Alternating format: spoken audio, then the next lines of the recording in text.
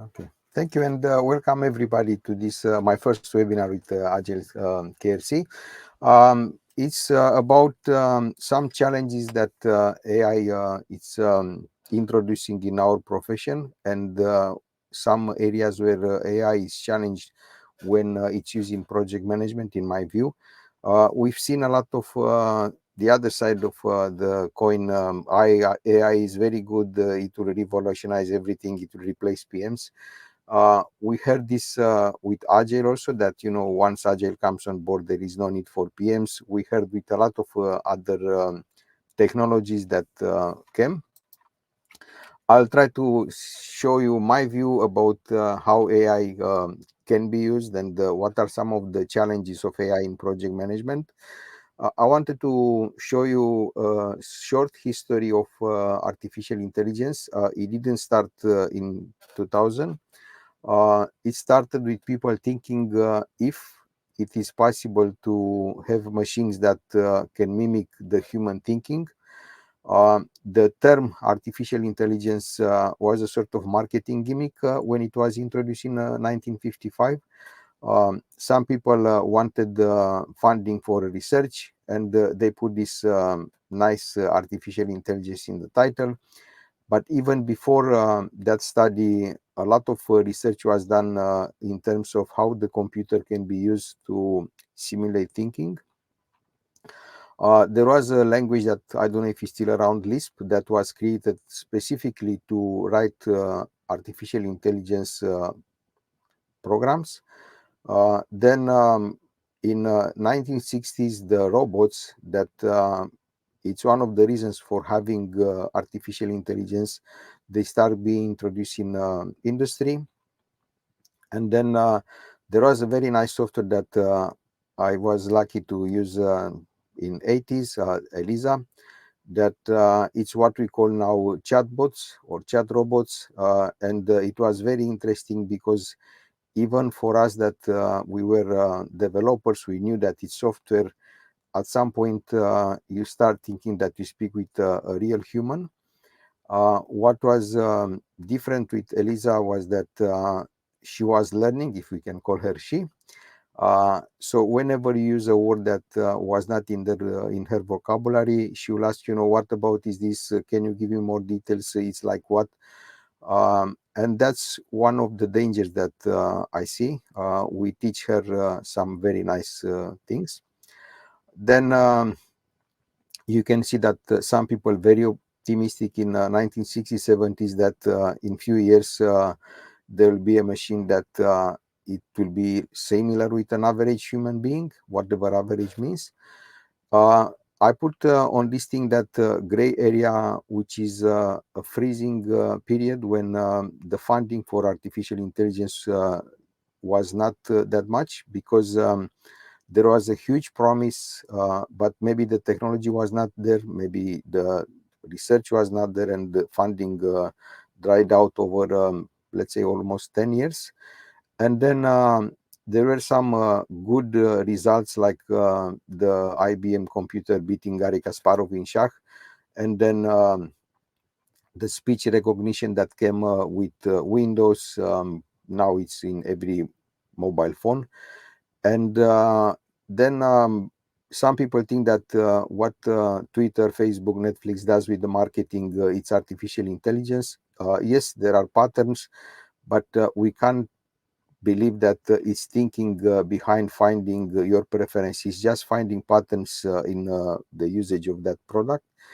And you can see that there was also the Xbox with kinetic, with identifying movement, and then the speech recognition that is now on the phone. So it's a very old thing. It's not the last 5-6 years. What changed in the last 5-6 years is the technology, or 10 years. The technology became more supportive for artificial intelligence, for software that can mimic human thinking. I put some definitions that not because I don't believe that people know what artificial intelligence is, but because they were very old, like 1966, people define what artificial intelligence should be.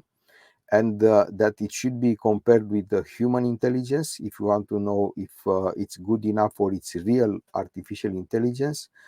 What is very important is the second statement that artificial intelligence should adapt to the environment, should understand the context, which is not really the case with a lot of software that now it's called artificial intelligence. Um, First point, yes, is true. The artificial intelligence software will look for patterns, but they won't adapt their thinking based on the context. And there was a Turing test, everybody knows the imitation game, who Alan Turing was.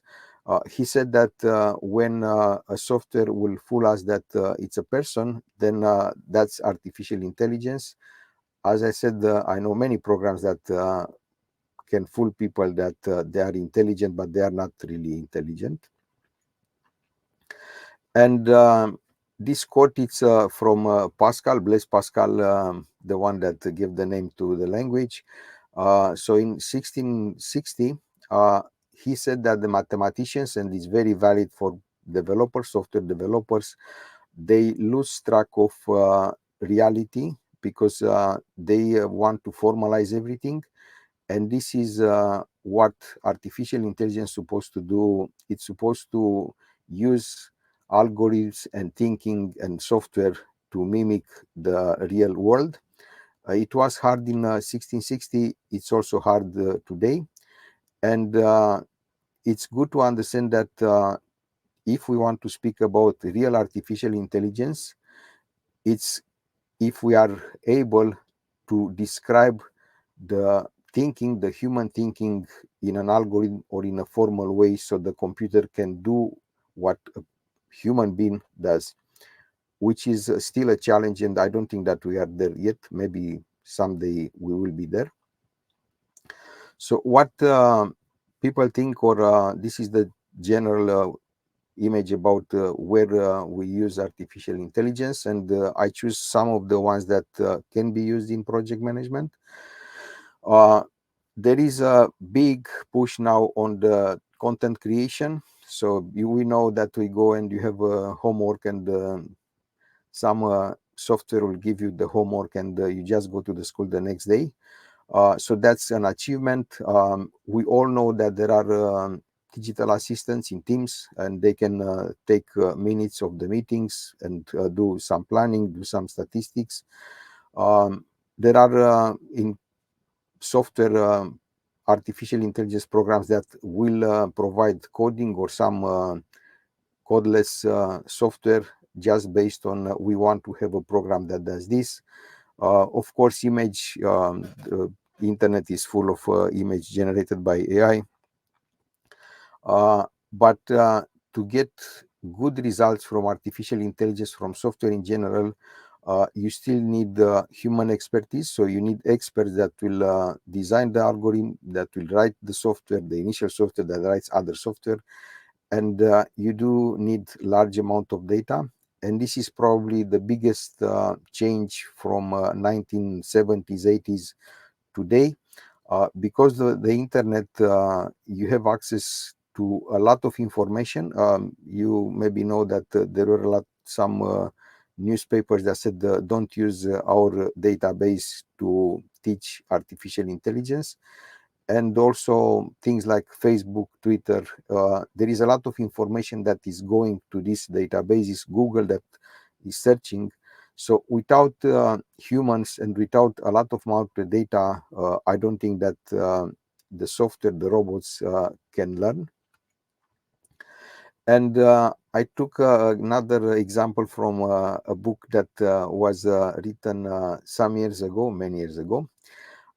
So from what that person imagined in 1990s, of course, the terminology with window pens and all that stuff, it's what they thought 15 years ago.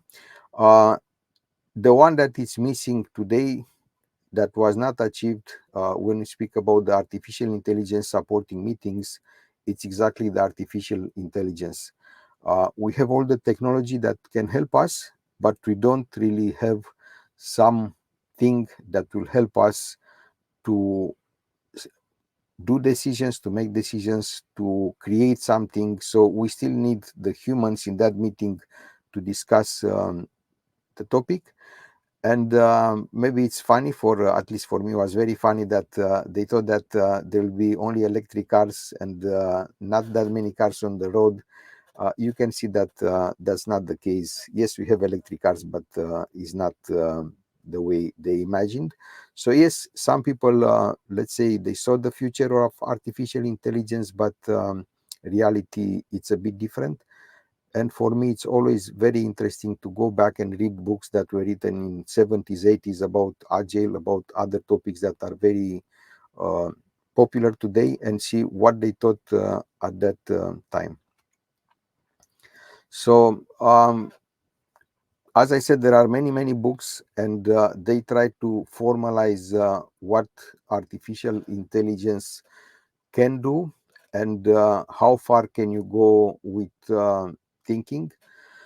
So, the important bit, I hope that you'll get access to the recording and you can read each and every box. I split these things in what can be achieved with software and what it's hard, it's a challenge for artificial intelligence to achieve. And this is not what we think today. It's what people thought long time ago when I did research in artificial intelligence as an academic exercise. And what they found and what they concluded is that when we go to more than formulas and algorithms and patterns that can be recognized by the computer, artificial intelligence will be unable to mimic human thinking, and it will always be challenged. Now, let's see what's happening in the next 10, 20, 50 years. But even at the moment, for example, translations, I think everybody was sometimes annoyed when you know both languages. So let's say you translate from French to English or from Russian to English, which is worse. And when you read the translated text by the machine, you find out that the usage of some words it's completely different because the computer doesn't understand the context. There are a lot of words that mean completely different in different languages. And the danger, and that's the challenge for the project managers, is that when by translating with a machine, you change the meaning of that text, and people don't know that it's a machine generated text, then that becomes the rule. And I can see, I speak a couple of languages. I'm not, you can see I'm not a native English speaker. I can see that in my mother tongue, there are a lot of words imported from English that mean completely different. And the problem that generates so this situation is that when somebody speaks English and use that word in the context of his language or her language, then they basically translate different information, and it will be completely wrong what the other person understands. And the point of this research, or whatever the conclusion, is that whenever there is an exception, whenever there is something that it's not pattern, is not formula, the computer won't be able to replicate that kind of thinking. And speaking of Agile, this is exactly what we do when we use Agile in project management. We invent every day, we adapt, inspect, adapt. And my view on Agile is that you should never try to use a framework to implement the framework by the book. You should always adapt. And that's where the computers at the moment will be challenged. So if we look at what the artificial intelligence software can do and can't do, most of the things that the software can do at the moment are what the project coordinator does. So in that way, yes, if we use software, if we use artificial intelligence to either replace or to help a project coordinator that works. So the whole organization, meetings, even creation of the draft of the documentation is fine. When we have some more performant software, yes, that software can find patterns and will create, like, games. They can look smarter than a human because they be the human, but they be the human just because they do a lot of combinations to find out which one will be the right one. And you can see that at that time and even today, games were one of the most important areas of study for artificial intelligence because of that perceived random or unknown thing. And with big data, with large volumes of data, the computer indeed can find some rules, some patterns, but you can see 1990s, they thought that the computer won't understand the context, and I'm pretty sure, based on my experience with chat bots, that is still a challenge to understand what the actual person wants based on keywords. And I remember a conference when somebody from Google did a presentation about how they came up with this very good algorithm of searching, and their revolutionary idea, that it's a new idea, it's something that only a human can do at the moment, was that instead of looking for keywords and do all this searching based on keywords, they start learning from the moment when the person stops searching, because they assumed, and I think it's correct, that when you stop searching means that you found what you were looking for, and comparing that result with the search parameters, uh, they created better algorithms than just searching by keywords.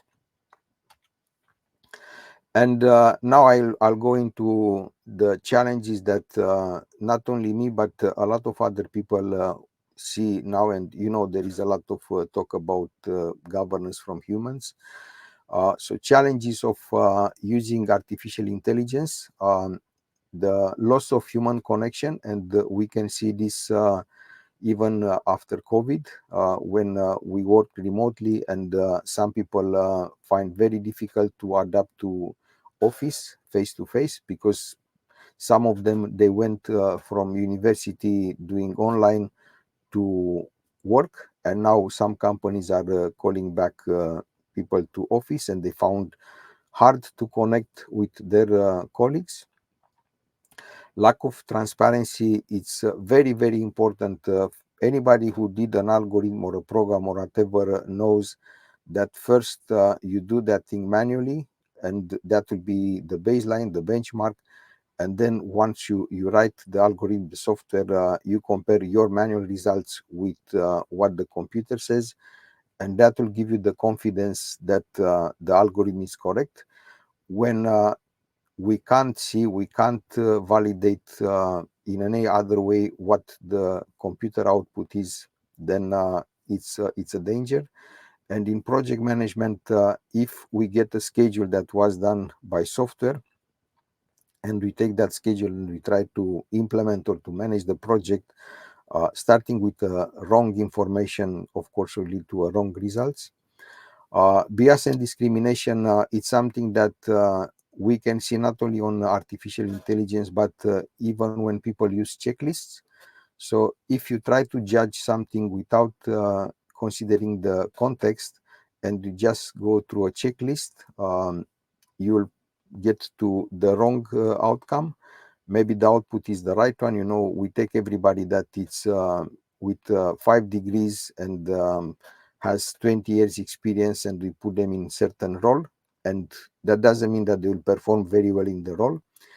And with the discrimination is because somebody, let's say, may not have a university degree, but has the experience and the knowledge for that role, it won't be chosen by the computer because he doesn't have the university degree. Of course, everybody's talking now about the ethical dilemmas. So if we let the software, the AI, the computer, to make decisions, and then those decisions will impact real people, then that's a big risk. And we can see more and more. And my generation remembers when we use phones, the landlines. We knew phone numbers. We knew a lot of things without looking at the mobile. And these days, very few people will remember phone number. Of course, we have many more numbers than we used to have. And a lot of other information also, we just go and Google, and whatever Google says, we take that's the real thing. I've seen artificial intelligence programs for project management, and that's what happened when you don't challenge the output of that software. If you try to implement what the software said, it's not so likely that you'll succeed with that project. In this slide, I put maybe maybe you don't know how the robot word was created. So it's a Slavic word for slave, for work. And at that time in 1921, somebody wrote a play. And in that play, the robots look like humans. Of course, they are actors in that thing. So that was the vision of what a robot is when they start imagining machines that do what the people do. And the reality today is that we do have many millions of robots, but they do the work that humans either can't do because it's too dangerous, it's too repetitive. Um, in sometimes the environment is very toxic. So it's not something that humans would like to do anyway. And that's where we use robots to not replace people, but to help people to do certain things. And I think artificial intelligence should look at the same kind of usage. So activities like the project coordination, documents, meetings that are trivial for a project manager and will save time, rather than thinking that uh, software, a soft robot will create a very good business case that will be approved as it generated by computer. Yes, the computer can generate a draft, and even with translations, you can get a draft, but then a human that understands the context and the implication of that document should go through the document. And what also we need to remember always, that artificial intelligence is a tool, and it is a lean tool. There is also a confusion between lean and agile. So lean, it's always about standardization, about making things cheaper, faster, whatever, which is completely against agile, which is changing all the time, finding new ways, experimenting, failing. If we teach the robot that failure is not an option, like we hear from a lot of managers, then the software will tell us the options where you have a degree of success. But maybe by the time you get the output from that software, your input data is changed, and what was before either impossible or not a good option will be the best option that you can have. And something that is good, there is a fear based on the marketing materials that robots will replace project managers. I heard this about Scrum. In Scrum, you don't have a project manager, you don't need a project manager. The role is split between the team, PO, and Scrum Master. Any new technology, there was a fear that it will replace people, and we find out that that new technology will create more jobs than it replaces. Of course, the new jobs will be different kind of jobs, but the number is still higher. And I'm really pleased with the result of that poll at the beginning. It's what I wished, not what I expected. My view is that indeed artificial intelligence will need more experienced project managers, because the not so experienced project managers can be replaced. The project coordinators can be less than we have now, because there are still things that the project coordinator can do, but the need for experienced people will increase. Same with the robots. Just because we have robots doesn't mean that we don't have humans in that factory. I saw a program on TV when they said that everything in the production is automated, robots and everything else, but they have 5,000 people in design. So 5,000, it's a huge number that will just use their brain to design new things, and those things will be made by robots. And I think that will be the same thing with artificial intelligence. There will be a lot of data manipulation, information manipulation that will go to people that will have the skills, the knowledge to use that information, to adapt the information to the context. I said before about ELISA. If you are curious, please read about this thing. It was written in 1966. I had an argument with somebody that yes, the program maybe was in 1965, because in 66 he just published the results. It's very important to know that the author Weizenbaum, he created this software to prove that computers can't think, and you will always be able to find out that is not a human, so they won't pass Turing test. The result is completely different. A lot of people, including myself, they got very hooked in this chatbot, and yeah, I was not thinking that it's a practitioner, a medical practitioner, and it will solve my problems. But I thought that, and we thought, my team, that we can teach that software to do very smart things. We failed. Maybe we were not that good, but sometimes, humans, they are too creative for a computer to understand what they want. And he also made the difference between decision and choice. So you may have a certain decisions that look right, and that's what the computer tells you, based on an algorithm, based on a pattern, doesn't matter, but that will be what decision the computer is recommending. But the humans, to choose what decision they will make from the proposed decisions in that context, especially from the ethical point of view. Very simplistic. If we have a software that says by replacing phones with Teams, we can reduce the workforce with 50% immediately. I don't think that that's an easy decision or a wise decision to go and tell people that from tomorrow 50% of the workforce will go because we implement a new software that will eliminate the need of humans. And then in few months you find out that you have a lot of problems, you create more problems than you solved. And people with my experience in the field, they remember when the computer department was like 20 people, 30 people for the same size of a company like we have now, when the IT department can be hundreds of people. And out of hundreds of people, very few are software developers. Most of them are looking after the software systems.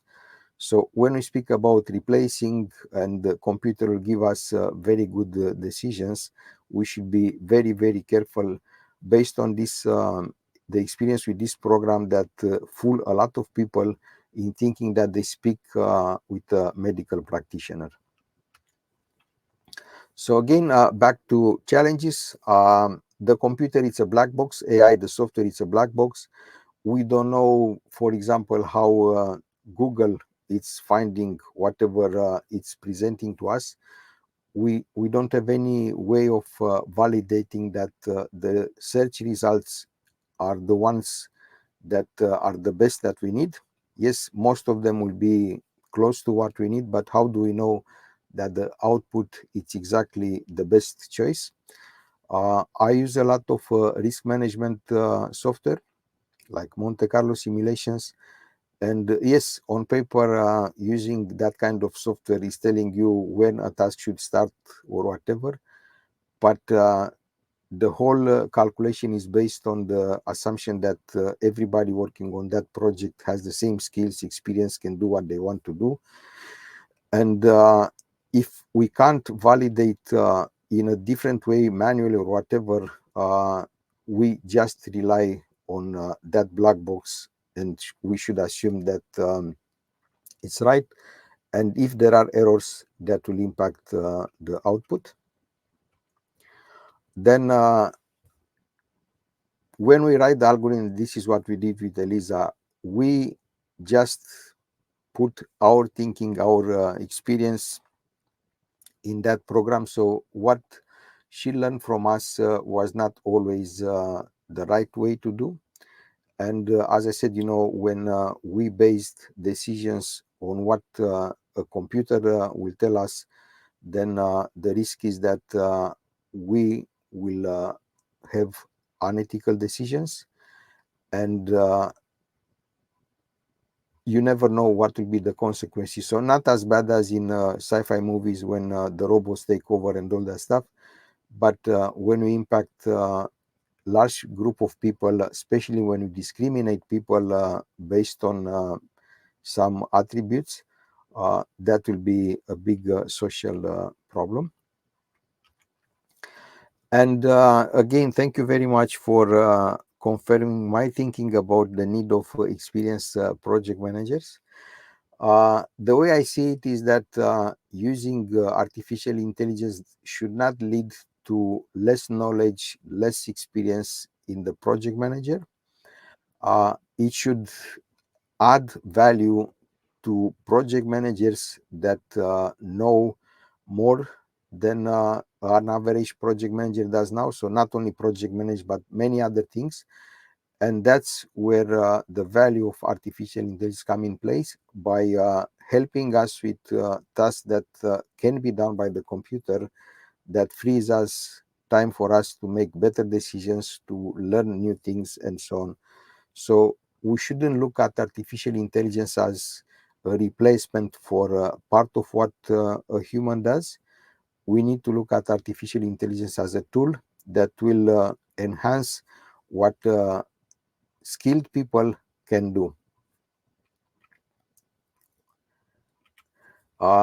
This is a comparison between what a project manager does, what a Scrum Master is expected to do according to the Scrum Guide, to the definition of Scrum Master. I know that a lot of frameworks now, they took the term, and that Scrum Master does many other things. I know that in many organizations, the Scrum Master is basically a project manager.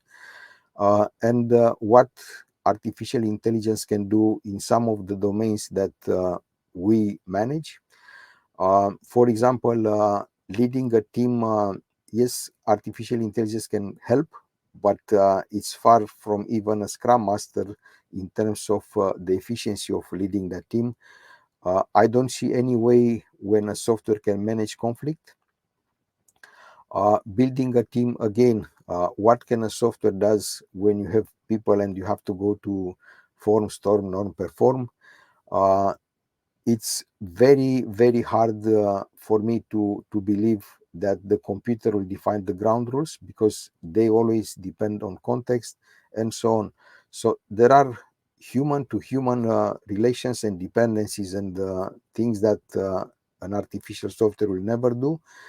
And it's the same story with Scrum Master versus project manager. I always think that a project manager should be able, any project manager should be able to do the role of Scrum Master in a project.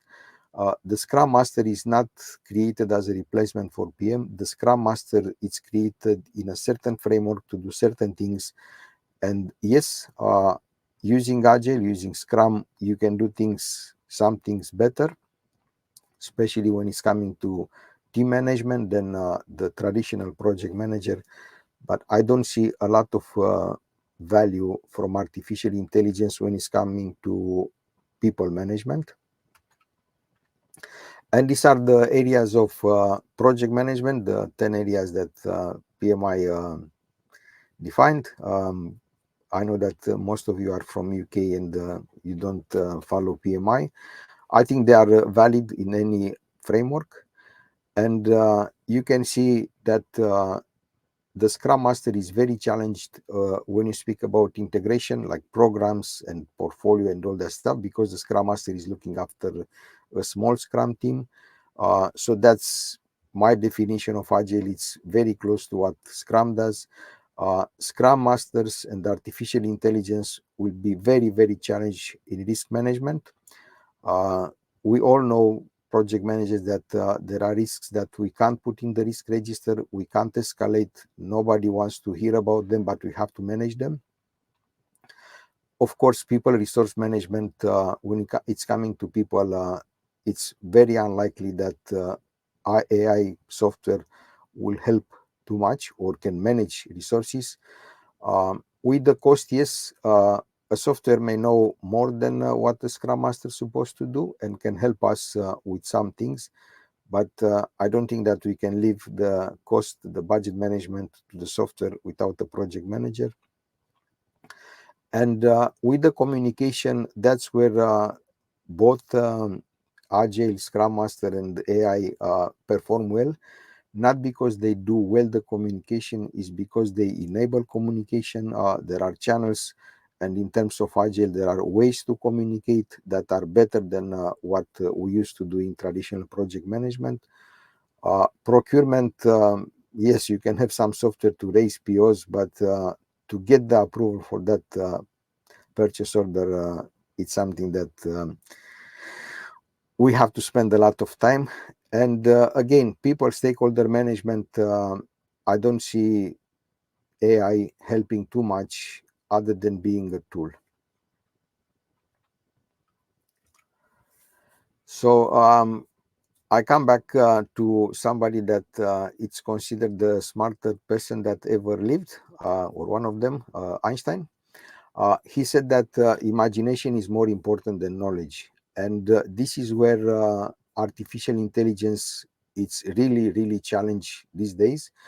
They don't imagine. They took existing information, they collate, they find patterns, they can do something, they can help humans, but that's just knowledge, is not imagination. So when we see all these nice pictures, they are not new things. They are collated from whatever that software found on the internet. And again, my conclusion, artificial intelligence is a tool, is not a replacement for human intelligence. So we should be very careful when we delegate some of the thinking to a machine, because that machine may not be as good as us.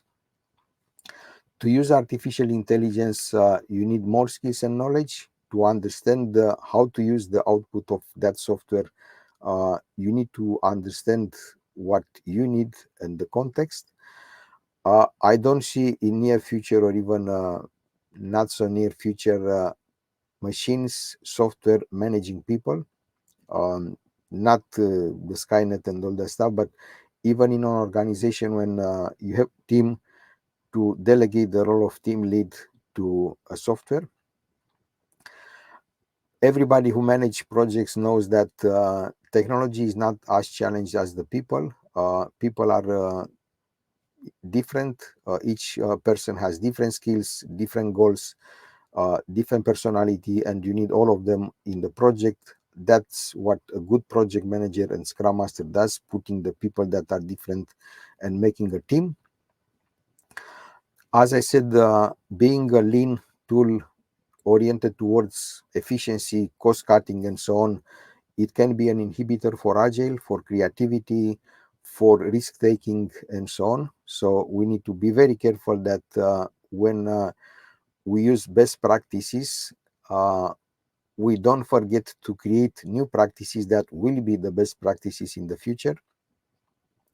And like robots, AI should focus on tasks that don't have a social impact, can be done better than a human. So just replacing, even in the organization, with chats and email, we replace human communication with tools.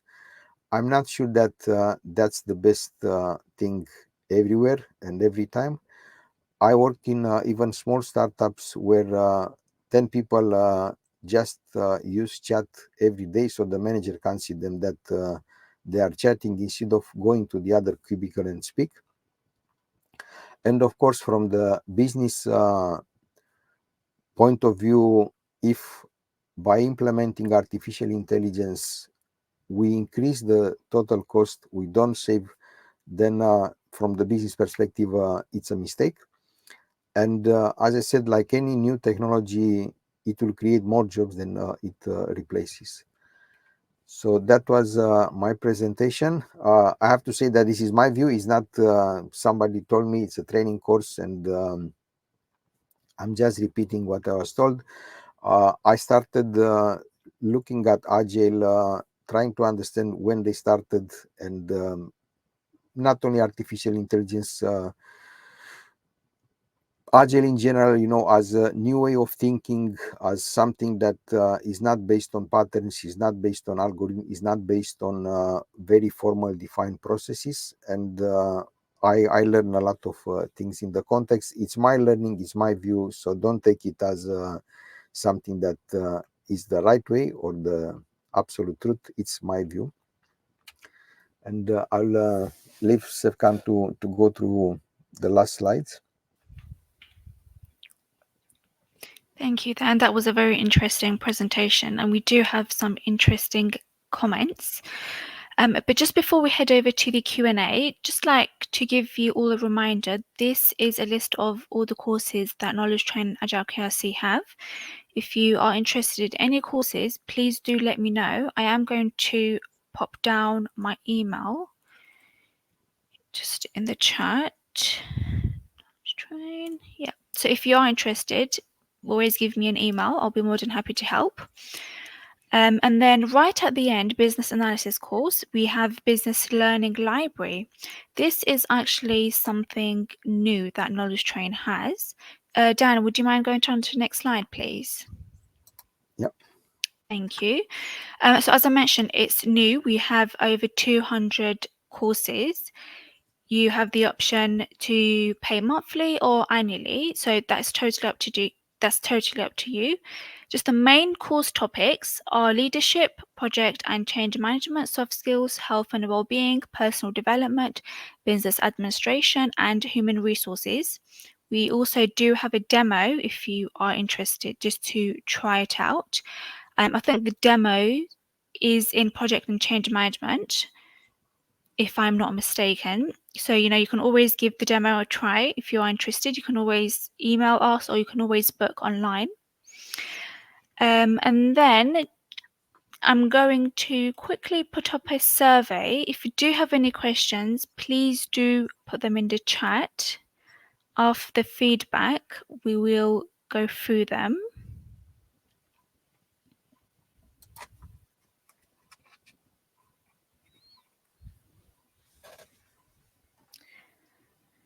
Okay, so we have a question by Mark.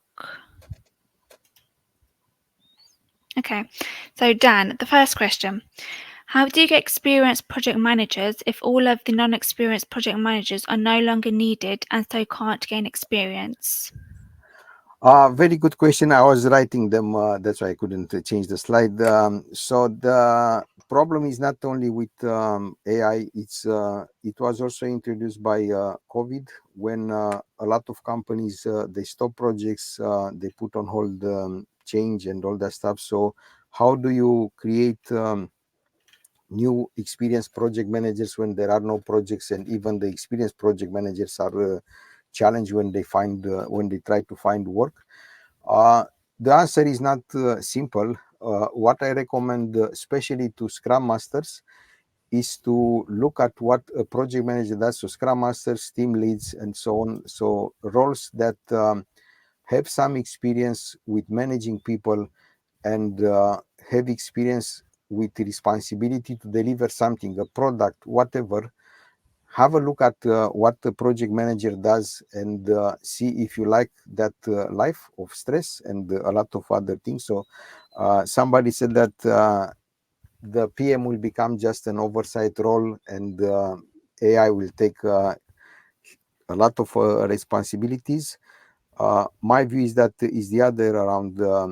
The AI will help project managers to make decisions, but the decision will still be a human decision. We heard this one even with project managers, that Agile Scrum will take over, and there will be no need for project managers, or if there is a project manager, that project manager will just do stuff and won't interact with the team. It doesn't happen. I've seen a lot of organizations that failed with Agile, and they go back to worst formal processes than they had before. So I don't see that the PM will become just a sort of high supervisor. Another question was about the reports. So I'll be happy that I get the report from the software, and I pass that report. My experience is that if the person that reads the report doesn't find what they are looking for in that report, there will be problems. As I said, with the risk register, there are things that you can't put in your steering committee pack. So what if those things are in the risk register, because you keep your risk register for yourself somewhere, but you don't publish everything? And using a software, that stuff will get visible and you'll create problems.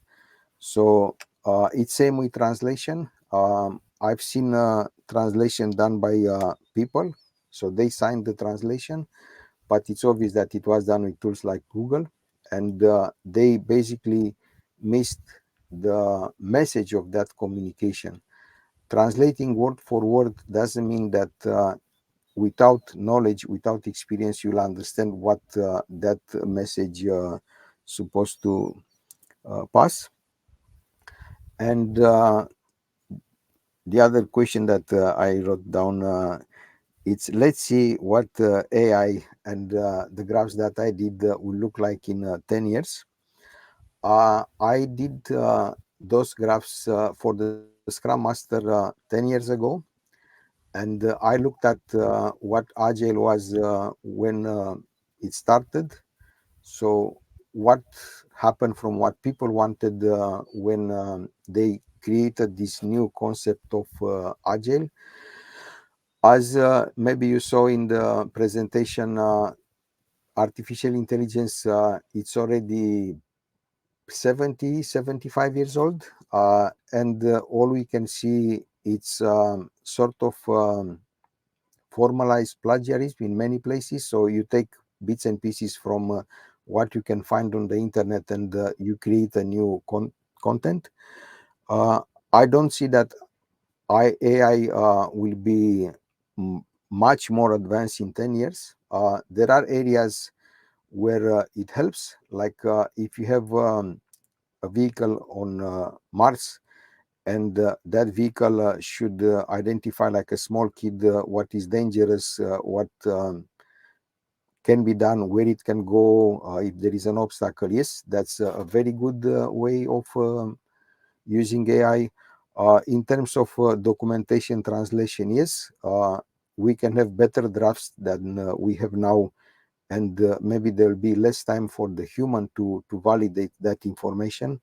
But taking something from a software, generated by a software, and passing as our creation and being used later, I don't know. I personally don't think that in 10 years will be a big difference.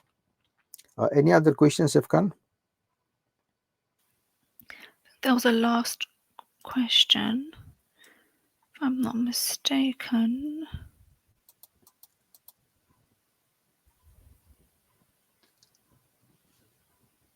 So I have a few more minutes allocated. I was hoping for more questions. So if you have more questions, please put them in the chat.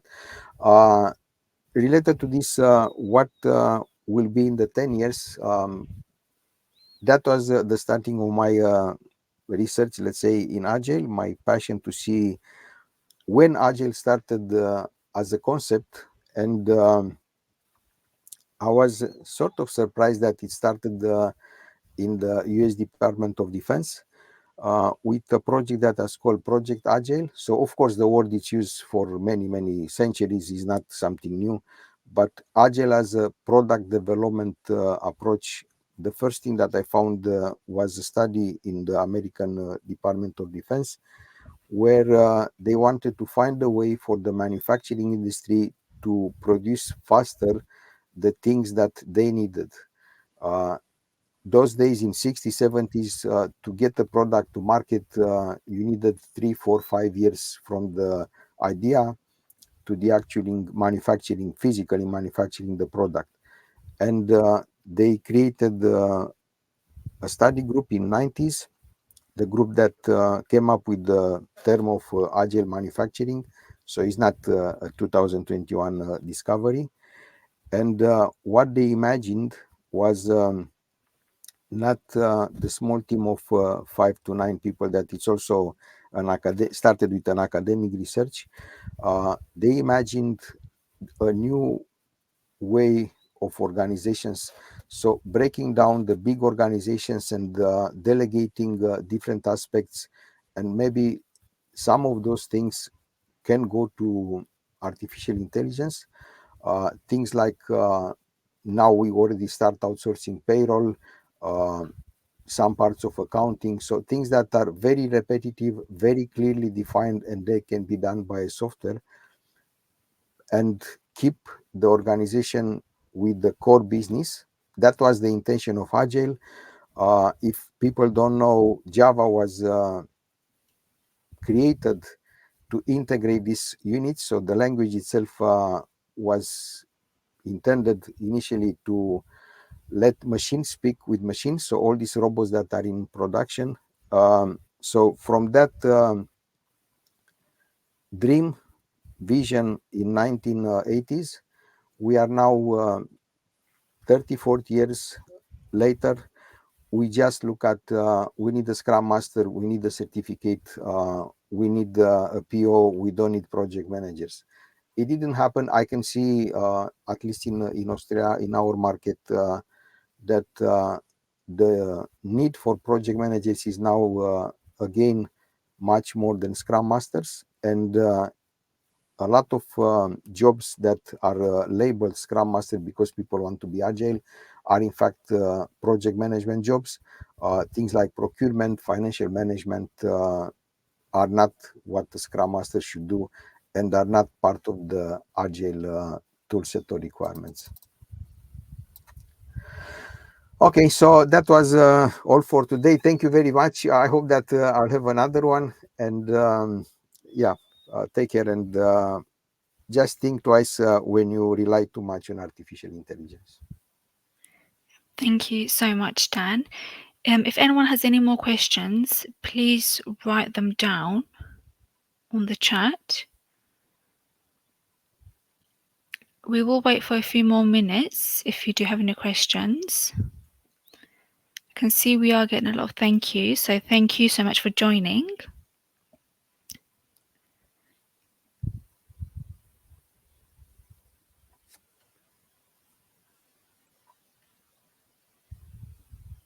Just to mention that this webinar is recorded, so you will all receive the slides, the recording, and a podcast version most probably next week. It will be emailed to you. So I think that's it from the audience. There is a question that I didn't answer because the answer is none. So it's what are the most useful from Stephen. So AI software tools that I've seen in PM. I've seen digital assistants. I don't know which software was digital assistant for the meetings to give us the minutes. So that's a good thing. And I used in the past Monte Carlo simulation, that is also some sort of AI. But I tried things with schedule generation, even some backlog management tools. I spend more time fixing the output than using it.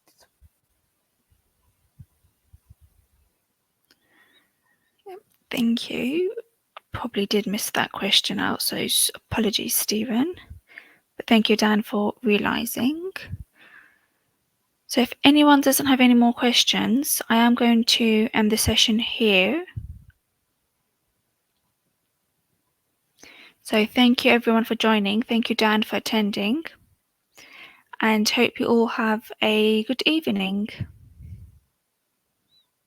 Thank you, everyone. Bye.